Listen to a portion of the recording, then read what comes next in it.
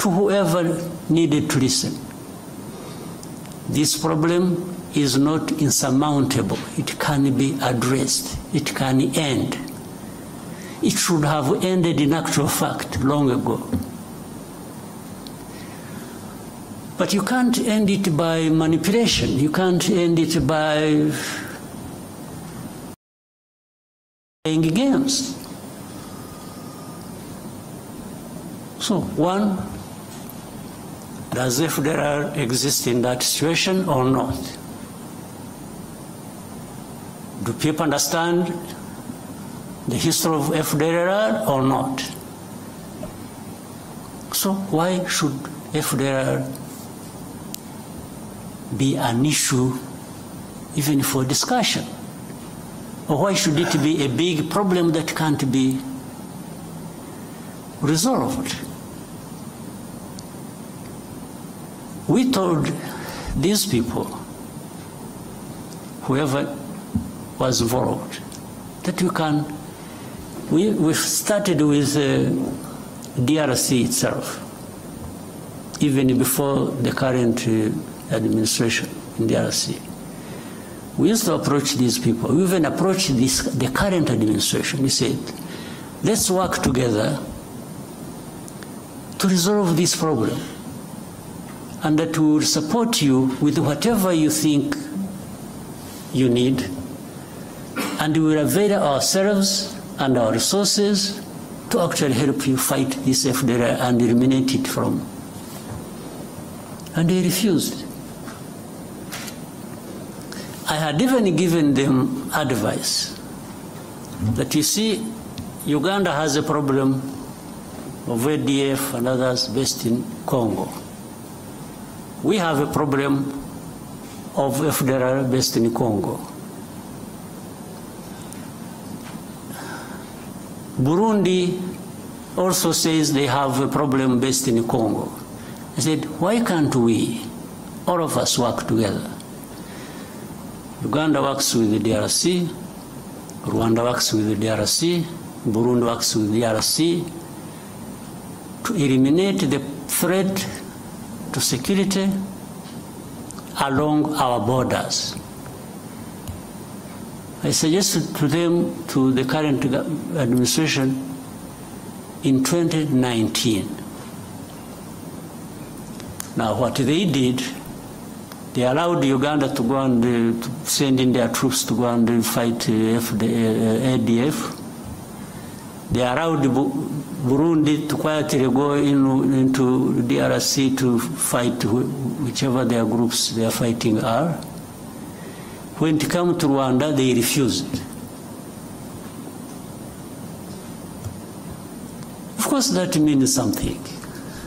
They refused because either on their own or on advice by whoever, they actually didn't want this problem of FDLR addressed.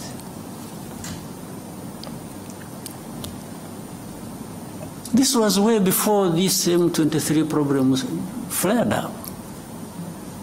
And as I mentioned to you, the main bulk, like the others, maybe they have been recruited from different places, but the main bulk of this group, including the leaders of M23, came from Uganda. They did not come from Rwanda.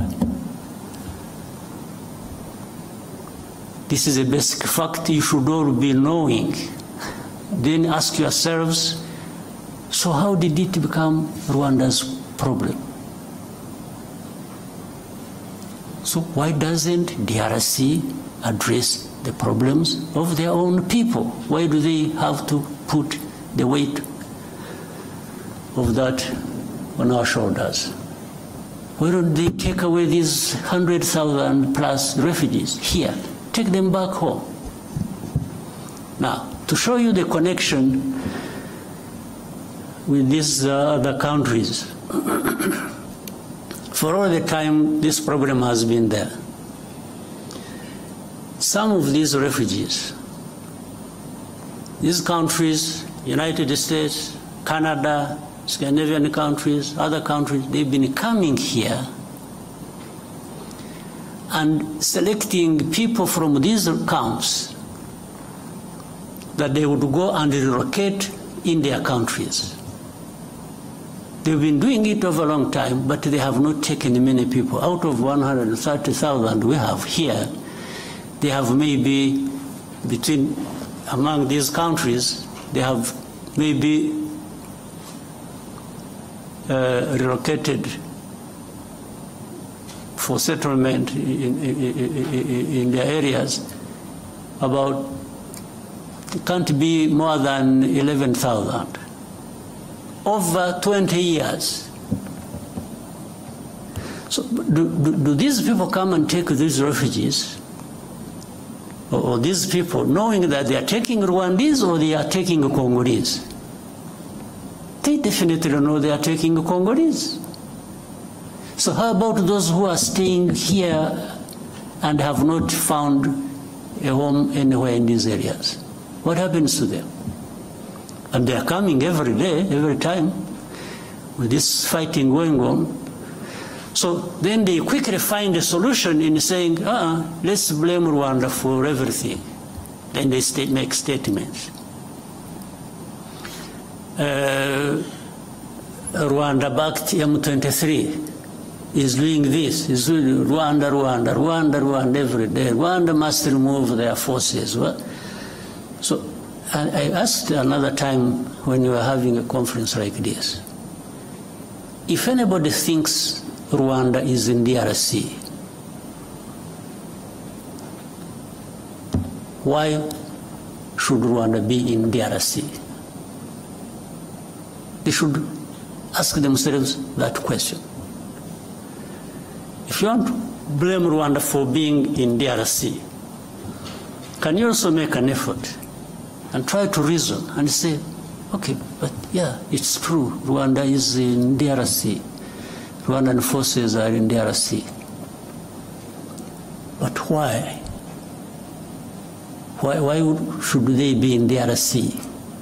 So that's why they quickly find an answer and say, they are there to steal minerals. Okay, suppose that is also true, if you think that is true. What happened to FDLR? Or what happened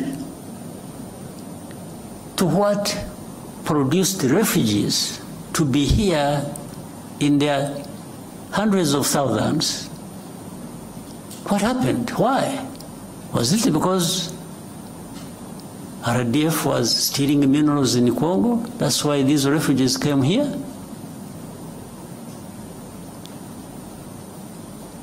Is it? So where is the FDLR? FDLR is nowhere.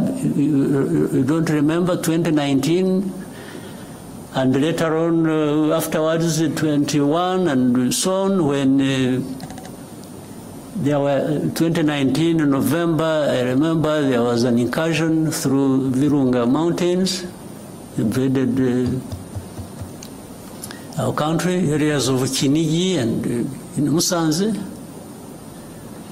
These were FDLR. Afterwards, the bombardment that came from DRC onto our territory. There we held a Commonwealth conference here.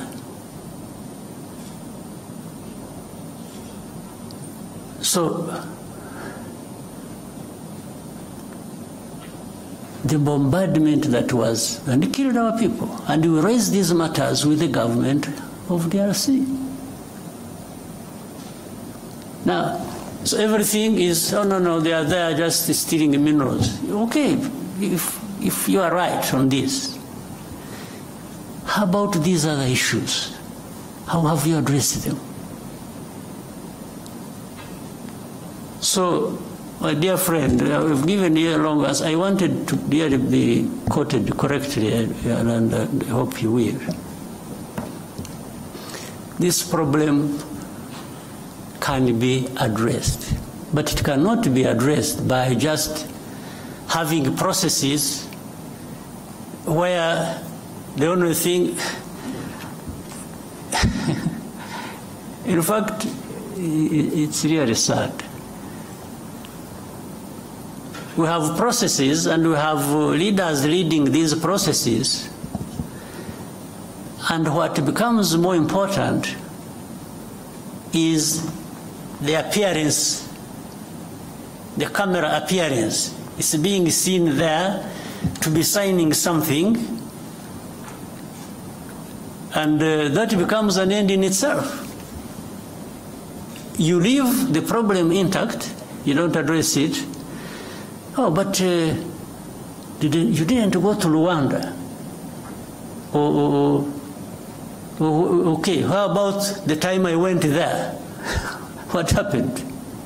Because there are times I have been in these. In fact, up to a point I got tired of going. We have meetings in Nairobi, I was always present. We have meetings in Rwanda, I was always present. We have, wherever there were meetings to discuss how to end this problem, Rwanda was present. But in the end, even now as we speak, the importance is not ending the problem, the importance is in the process. It's in the appearance to be photographed and you say you were in Rwanda. So if you're not there, but I have discovered that being there and not being there amounts to the same thing. It doesn't address the problem. So we have to find a way of addressing the problems. Not processes becoming an end in themselves.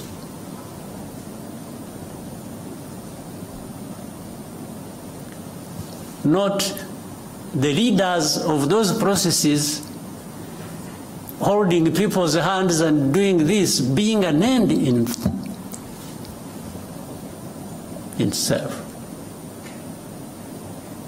We have to have results built on addressing the root causes. And then another time they say, oh, Rwanda, you see, you have influence on M23. By the way, influence just because some of those guys will speak the same language, so that becomes an influence. Okay, but let's assume we have the influence. And I have been asking these people, so, okay, what do you want me to tell these people? Do you really want me? What do you want me? Give me a message to take to these people over whom I have influence. And as I see, you know, they stop fighting. Okay, that one I can do.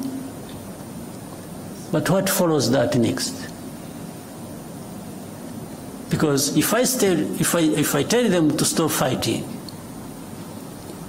and they are attacked and killed, who takes the blame? It's not you who sent me to tell them, it's actually me. Meaning I lured the people into, but then in all conscience, do you also want me to go and tell people that you should accept being denied your rights and keep quiet because some people, some powers are not happy? So maybe that's what they want me to tell these people. I can't. He never. You know, it happened when we met, you must have seen it, when I met President Tshisekedi in New York around General Assembly. And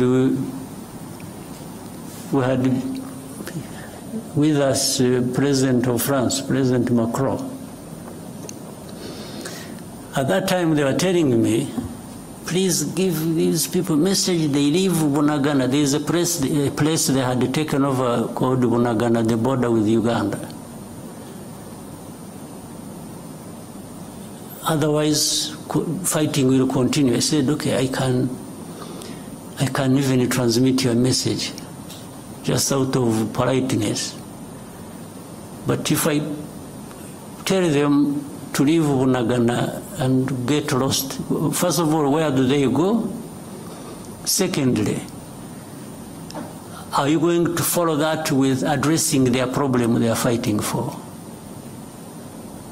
And there was no clear, but anyway, I came back, I sent a message, sent intelligence people to tell them. I said, for the good of the peace process, maybe somebody is thinking about to bring peace, you leave Bunagana as a symbol that you want to have a peace process.